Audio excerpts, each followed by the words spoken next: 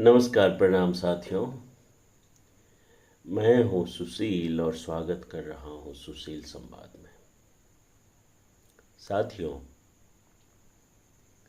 हमेशा की तरह फिर एक बार उपस्थित हूं आप सबके समक्ष सदगुरु कबीर साहब जी का एक अद्भुत दोहा, उनकी अमृतवाणी लेकर के। और आज जो पहला दोहा हमने लिया है वो है, शीलवंत सबसे बड़ा, सब रत्नन की खान, तीन लोक की संपदा, रही शील में आन।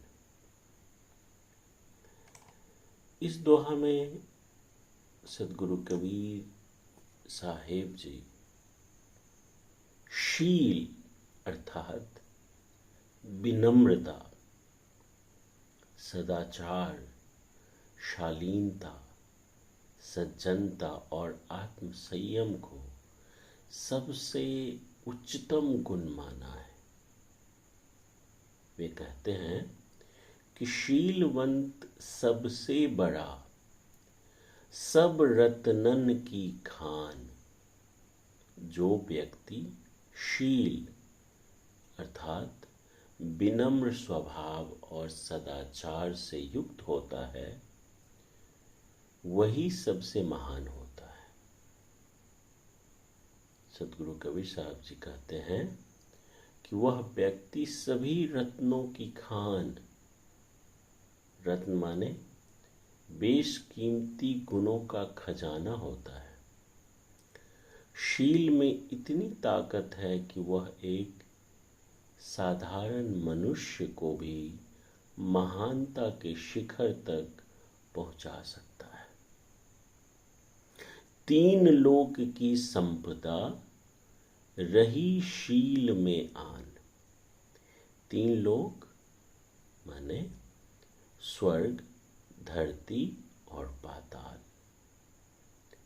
तो ये तीन लोक की सारी संपदा भी शील के सामने छोटी होती है।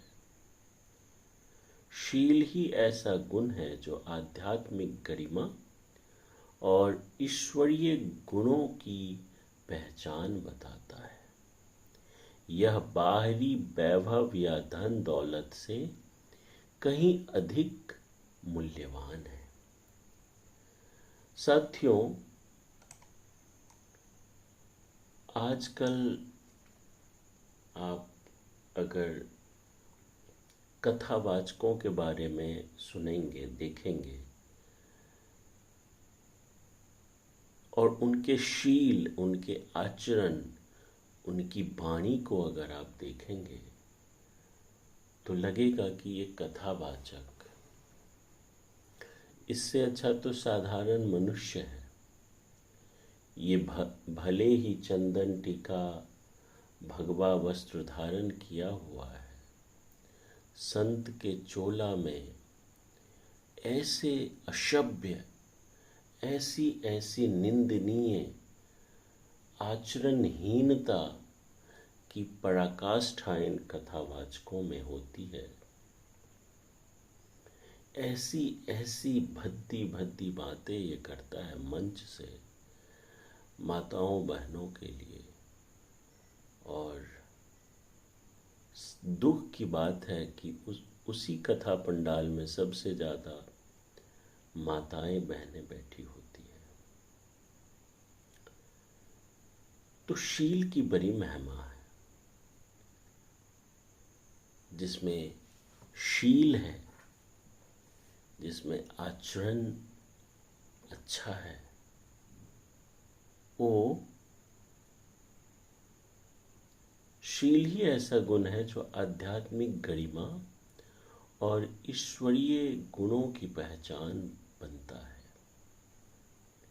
यह बाहरी वैभव या धन दौलत से कहीं अधिक मूल्यवान है।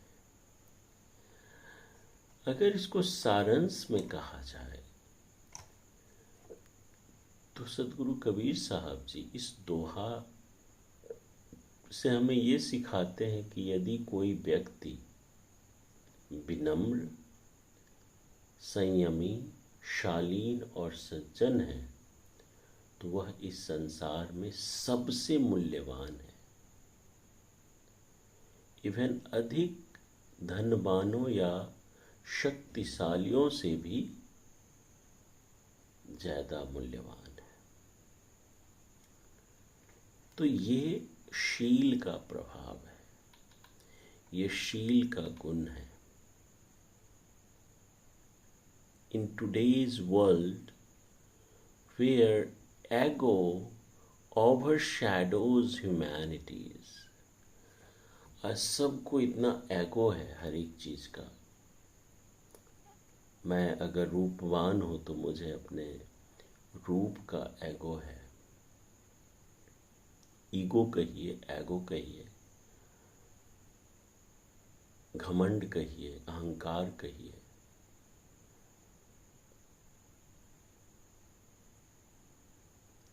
तो social media promotes vanity over virtue. The teaching of this Doha is profoundly relevant. People chase external success, fame, and wealth, but inner peace, respect, and love come only to those who are humble, kind, and ethical. देखिए, ध्यान दीजिए, कितनी अच्छी बात है। People chase external success, fame and wealth. अक्सर ऐसा देखा जाता है जो कि बाहरी जो दिखावा, सफलताएं हैं, उसको लोग प्रेज करते हैं। जो फेमस, जो बाहरी रूप से फेमस हो गया, जिसको धन है, but inner peace, respect and love come only to those who are humble, kind, and ethical. People chase external success, fame, and wealth, but inner peace, respect, and love come only to those who are humble, kind, and ethical.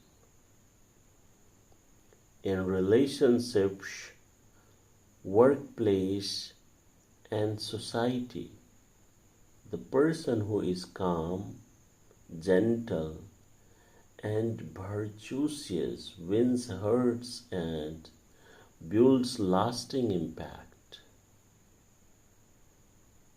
आज इतने रिश्ते क्यों टूट रहे हैं? या work places, societies में वो पर्सन दिल जीत लेता है। कौन? The person who is calm, gentle and virtuous wins hearts and builds lasting impact. This Doha reminds us that true greatness lies in inner character, not outer display.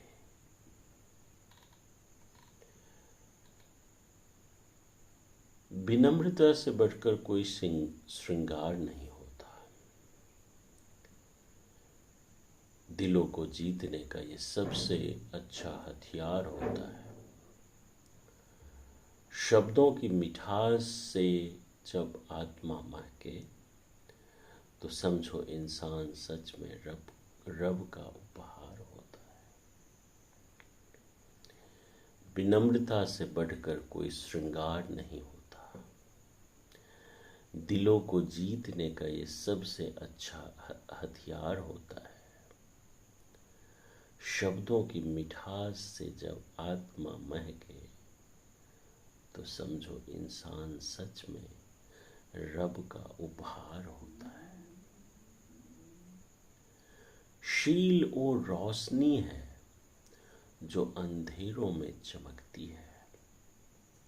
वो दौलत है जो हर दिल में बसती है, ना दिखती है ना बिकती है बाजार में, पर जिस दिल में वो है वो खुद एक संसार है।